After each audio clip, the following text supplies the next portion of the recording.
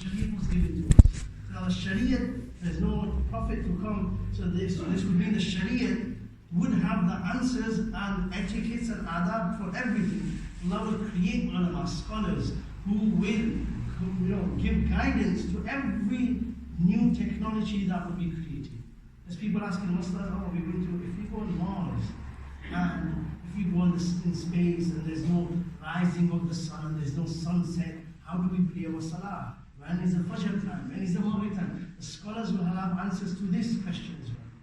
The scholars, the Mushtahideen, the scholars, they derive masail from the hadith, and they will look for a similar masla, and then they will ask them, no, take out these maslas, meaning that even if we were to start living in Mars, there will still be Sharia there.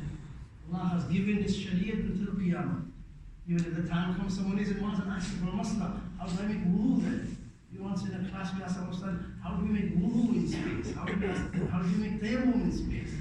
So maslas like this, inshallah there will be answers. So similarly, technology, mobile phones, there are adabs and etiquettes.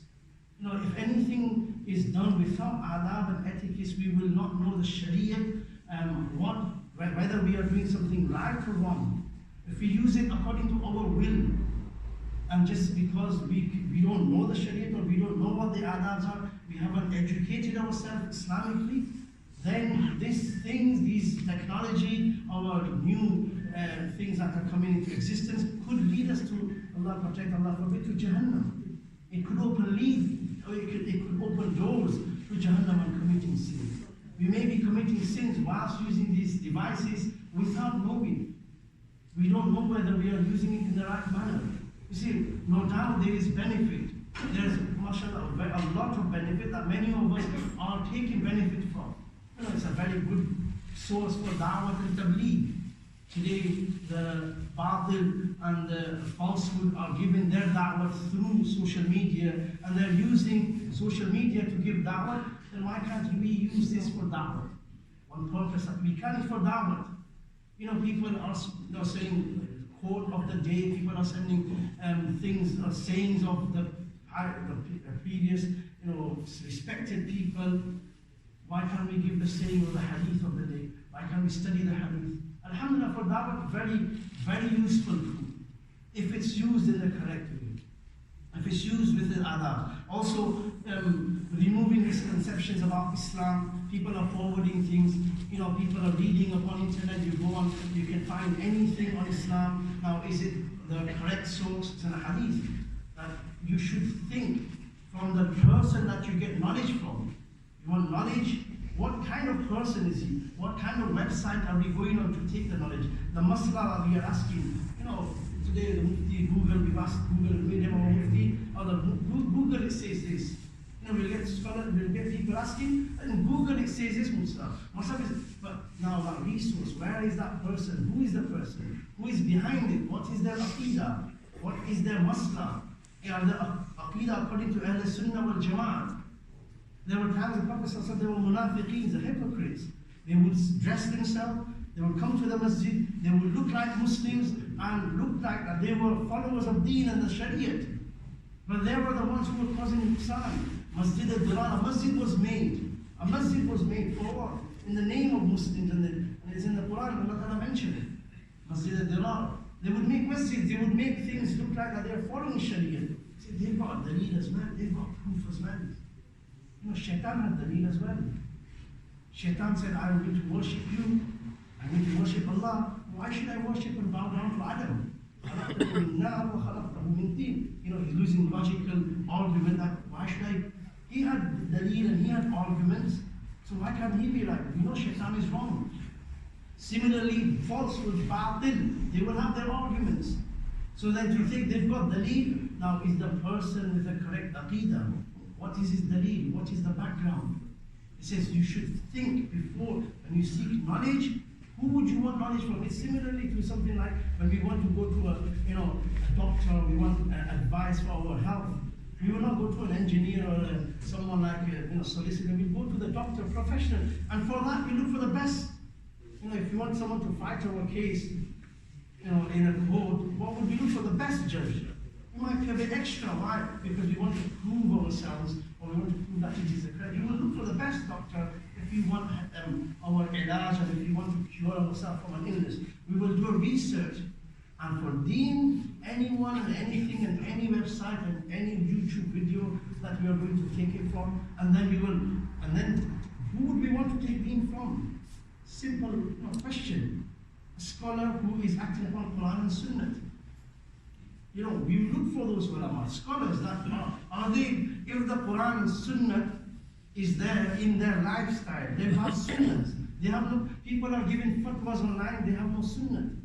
They claim to love sunnah and they say we followers of the sunnah, but they are their wadaqata, their libas, their the sharia, sunnah, their lifestyle, it's nowhere near according to the Prophet and the Sahaba.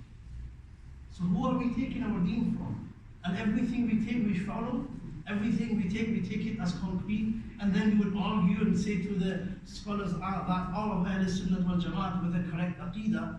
This is our aqidah, isn't it? This is, our time was once before people when they would get, sidetracked and lose track of and focus of Sharia. It is very difficult before. Now we can be in our houses and being attacked. Being attacked by social media and our minds, our children, our youngsters. These questions are coming up. One of the reasons is because we haven't trained or we are going on to take anyone to be our leaders. Who would we want our Islamic leader to be? Who do we want our children to follow? Who do we want to be within the time? Are the same people who we are following and taking fatwa from? Because it may be, it's not the fatwa that we want to mention to you, it's maybe what our desires. It's according to our desires, the fatwa they're giving on YouTube, or the fatwa we find on the internet. It's according to our desires. The Mawlana Sahib has told you that this is haram, and this is halal, or this is not permissible, this is permissible. But because we don't want to follow, because it doesn't suit our desires, and we want to look for that fatwa, and we will follow it. Or there's one opinion. There's an opinion on the internet, someone's opinion. If we go to look for one opinion, then we can make everything in Sharia jais. Everyone will have their opinion. Has deen become so cheap that everyone has the right to give opinion? If I was to give an opinion, or to anyone even here, saying that this is what you should use, this is a medicine, no one would take me seriously, or no one would think, why is he doesn't know what is going on, he's not into that field, and he's not the expertise. So for dunya, we look at who is giving the opinion. A doctor, professional, who is a doctor, we will take his opinion on it. We will not take anyone else's. Because a doctor, he said, I have to follow this. This is my medicine I need to take. And we will take it very seriously, and we will act upon it with steadfastness and with with importance. When it comes to deen, sadly I would say that when it comes to deen, we will take opinions from anyone, whether they're a scholar of Sunnah, whether they are following Quran and Hadith. So this is removing misconception. We have this misconception. This can be used as a tool to remove, to increase in our knowledge. And instead of downloading apps which are no benefit to us in dunya and the hereafter, downloading gunas, downloading music apps, downloading movie apps, and we're downloading things which may be not jaiz and haram. Why not we use this and use our data to download things which are going to be beneficial? Month of Rabiul Awwal, download a book of Seerat and read Seerat. This is actually in fact in ties of Allah that we have no excuse in front of Allah. We can't use the excuse, I didn't know, or I didn't have the resources. Allah will say, all the resources, the whole world was in your pocket. It was always in your hand. What did we use? What did we do with this resource? Did we take benefit from it? Or are we opening doors for Jahannam and opening doors for committing sins? And many other things that we can use this for Quran and Amal. These are the good things that we can use it for. At the same time, we have the harms. Now, when we see the harms, and the question we all need to ask ourselves is, by using my mobile phone or social media, the first thing that we need to ask ourselves, these are the etiquettes, is the intention. The intention. What is my intention of being on such, on Facebook? What is my intention on being on Instagram, Snapchat, Twitter? What is my intention? Why am I doing it? First hadith, the scholars write, what is our intention? The question is, what is my intention? Am I I doing it just to follow people, to look? This can actually be harmful for us. Because people are following social media and then the standards, this is what we want to follow them, we want to be like them. Be like who? People of dunya? We want to be like them. We look up to people who have the most followers, who are are followers and promoting, advertising things for their personal benefits, and we want to follow them. Why can we not follow a scholar? Why can we use this? Same thing, we use this to follow a scholar. See, company, good company. Also, one of the harms is bad company. People who we follow, their effect will come on to us. Gradually, we will become like them. We will start to think like them. And then, these are the people who we really want to be like. They will have an effect, because every day we are looking at what they are writing. Every day we are looking and reading on what they're doing in their life.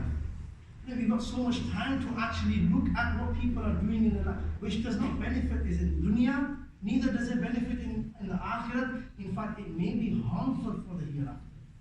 People are just watching videos and spending hours on watching things that are maybe haram and harmful to our dunya and deen. And it's just such a thing that guna. See, here we can be in front of people, no one will know what a person has done on his own at night, alone in the house. No one is around. How much time I'm spending, I'm wasting, what kind of gunas. There was a time when we wanted to commit a sin. It was difficult. We have to go out of our way, making sure that no one finds out, making sure. Now it's easy. We have guna in our pockets. We can access guna 24/7. And it's become more difficult because then the person, his niyat is just to follow, just to see what people are doing. Why can't we, all those social media that we are on, we should ask, I'm on Facebook, is it benefiting me or is it harmful? I'm on Snapchat, why am I doing it? What is my niyat? What am I using it for? Is it Islamically? Is it spiritually, Islamically? Is there really benefit for me? I'm following all these people, and all I'm doing is reading upon what they are doing. Does it really benefit me? Who should I be following? And there's many scholars that we can follow. I'm not saying completely let go of it. Maybe we have it, we can use and use it in the correct way. Why can't we follow scholars that have bayans? Listen, instead of spending 2 hours, watching videos of people, funny videos on YouTube and things like that, why can't we spend that same time listening to a bayan? The bayans are so easy to access. Knowledge is so easy to access now. Downloading kitabs. We are downloading so many other things on the phone and downloading things which are haram. Why can't we use this to download things? Follow the people who you want to be like. Even like I said, following Islamic people, we have to be careful. What kind of aqidah, the background, have we done some research on that person?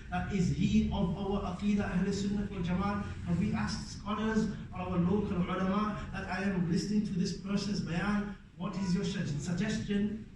And we take their call and their saying and their statement to be Quran and Hadith. Maybe their aqidah is not correct. Maybe the daleel and the proofs that they are given, because we don't understand Quran and Hadith, because we haven't studied, maybe this may seem appealing to us.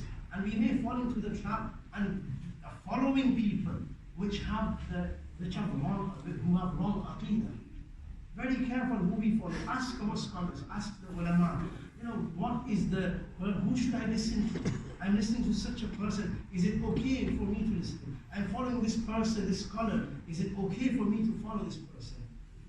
There are so many people, we use social media myself, we go on listening to bayans, and we search for hadith, and the name, we search for hadith, and when I use the internet, the internet website is like islam.com. So we will think a person who doesn't know what the context and what is on it, we may think it's 100%. There's at least, I found out, more than 20 websites on internet that are in the name of Islam, Muslim, but with different wordings that are not of the aqidah of Ahl Sunnah wal Jamaat. How is one going to know that this is our aqidah? You will have to go to a scholar. We will take a hadith, which may be mawdu. Mawdu means a made up hadith. Anyone can make up hadith. Who is in the background running the website? Who is in the background tweeting, and what is his aqidah? Where is that a scholar, a sheikh studying? These are the things we should be doing for our own protection. And the first thing, that's niyat, intention. Why am I on the social media? Why am I following such a person? What is beneficial for me in this world and in the hereafter? How it is going to be beneficial for us? So that's the first thing we need to ask ourselves. Number two, taqwa. Taqwa is very important when we are using social media. If we don't have control and we don't have the consciousness of Allah subhanahu wa ta'ala being with us, sir fi sirri wal alaniya. Ya ayyuhalladhina amanu taqullah. Taqwa, or fear of Allah. When we are using social media, no one will know who I'm talking to, who I'm speaking to. Ghair mahram, mahram. It is jais for me to speak to them. Is it haram for me to speak to them? I'm watching videos with music. I'm watching, Shaitan will say, you're benefiting from it as well. Shaitan will say, you're making the most out of, or you're using it for your benefit. Continue. But at the same time, you're spending 1 or 2 days, we should ask ourselves this question. In a day, time I go on WhatsApp, how many times or how many messages are actually beneficial for me in Islam or dunya, or how much of the message are just gossips?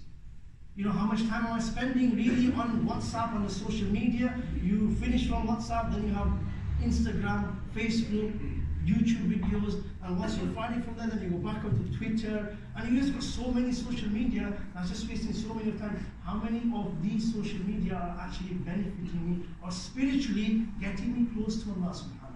How many messages am I posting that is beneficial for me in dunya or in the hereafter? Will I be asked on the day of judgment about the things I am forwarding and posting?